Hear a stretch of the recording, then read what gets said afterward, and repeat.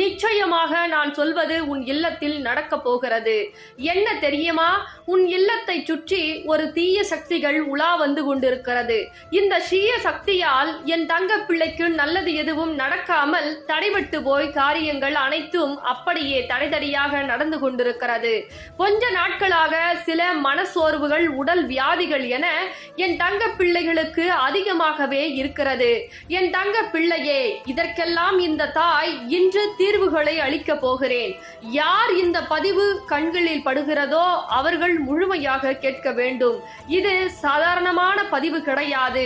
உன் வாழ்க்கையில் சர்வ நிச்சயமாக நடக்கக்கூடிய பதிவாக என் வாக்கு உன் வாழ்க்கையை மாற்றப் போகிறது.